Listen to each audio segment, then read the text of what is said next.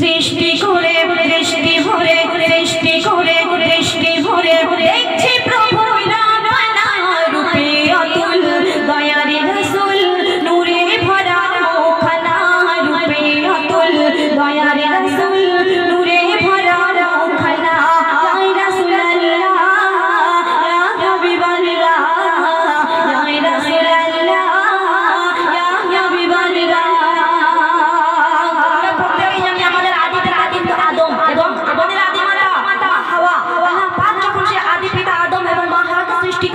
ওই জান্নাতের মধ্যে রেখেছিলেন, তখন জান্নাতের মধ্যে আল্লাহ পাক বলেছিলেন যে তোমরা জান্নাতের মধ্যে সবই আহার করবে কিন্তু ভুল করে গন্ধম ফল খাবে না।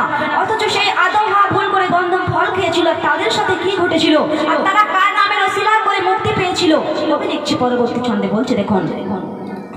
আল্লাহ বলে আদম হাওয়া তুমি না শুনে রাখো না জান্নাতে হতে সবই খাবে গন্ধম খাবে না, জান্নাতে হতে সবই খাবে গন্ধম খাবে না। শয়তানের মোহে পড়ে শয়তানের মোহে পড়ে গন্ধম খেল দুজনা জান্নাতে হতে দুনিয়াতে ফেলে দিলেন রাবানা, জান্নাতে হতে দুনিয়াতে ফেলে দিলেন রাবানা। আদম হাওয়া করলে দোয়া আদম হাওয়া করলে দোয়া ভুলের ক্ষমা পেল না, দয়ার নবীর নামটি ধরে পেল তারা মার্জনা, দয়ার নবীর নামটি ধরে পেল তারা মার্জনা। ইয়া রাসূলুল্লাহ ইয়া হাবিবাল্লাহ ইয়া রাসূলুল্লাহ ইয়া হাবিবাল্লাহ। আল্লাহ পাক এক সময় লৌহে কলমকে কি আদেশ করছেন আর লৌহে কলম কি বলছে তারপর ছন্দে লিখছে শুনুন।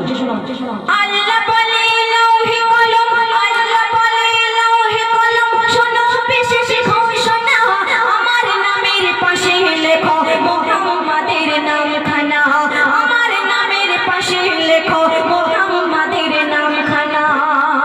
তখন আল্লাহ পাকের নামের পাশে আল্লাহ পাকের নামের পাশে লিখতে নামতে পারে না, আল্লাহ বলে লৌহে কলম আদেশ পালন করো না, আল্লাহ বলে লৌহে কলম আদেশ পালন করো না। খোদার হুকুম করতে পালন খোদার হুকুম করতে পালন গেল ফেটে মুখখানা, খোদার পাশে অবশেষে লিখিল নবীর নামখানা, খোদার পাশে অবশেষে লিখিল নবীর নামখানা। ইয়া রাসূলুল্লাহ ইয়া হাবিবাল্লাহ ইয়া রাসূলুল্লাহ ইয়া হাবিবাল্লাহ। একদিন এক ইহুদি আল্লাহ রাসূলকে এসে কি বলছে আর তার সাথে কি ঘটছে কবি পরের ছন্দে লিখতে শুনুন। এক ইহুদি বলে নবী এক ইহুদি বলে নবীর শোনো নবী তো জাহান আমার ছেলে বোবা কালা জন্ম থেকে বেজবান, আমার ছেলে বোবা কালা জন্ম থেকে বেজবান। তখন কথা যদি বলেও তারে সেই ইহুদি আল্লাহ রাসূলকে বলছে যে আমার বেজবান ছেলেটিকে যদি তুমি কথা বলাতে পারো তাহলে আমি তোমার বলে মা পড়ে মুসলমান হব ঈমান আনবো। তখন আল্লাহ রাসূল সে বেজবানকে কি প্রশ্ন করছেন আর বেজবান আল্লাহ রাসূলের প্রশ্নে কি উত্তর দিচ্ছে কবি পরের ছন্দে লিখছে বলছে দেখুন।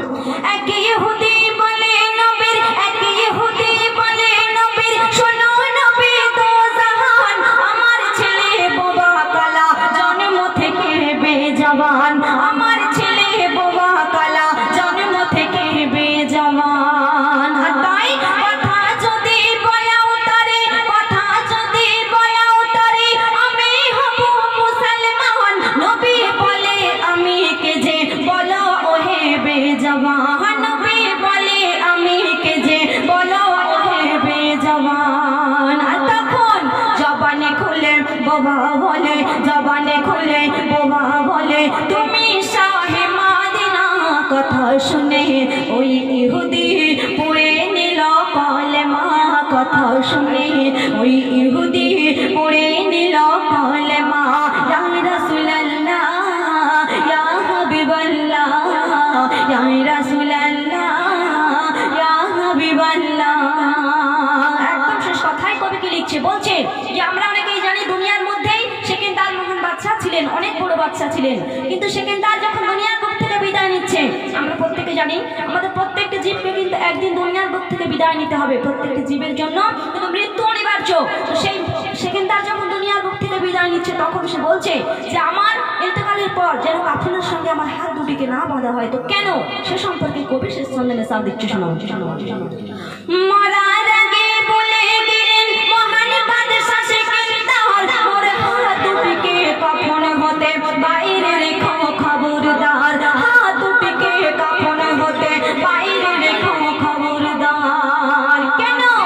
আমায় দেখে যেন লোকে, আমায় দেখে যেন লোকে বলতে থাকে বারংবার, খালি হাতে খাটিয়াতে যাচ্ছে চলে সেকেন্দার, খালি হাতে খাটিয়াতে যাচ্ছে চলে সেকেন্দার। তাই বলছে টাকার পিছে ছুটে মিছে, টাকার পিছে ছুটে মিছে সময় নষ্ট করো না, এ হাকিম প্রিয় নবীর দামান কবু ছিল না, এ হাকিম প্রিয় নবীর দামান কবু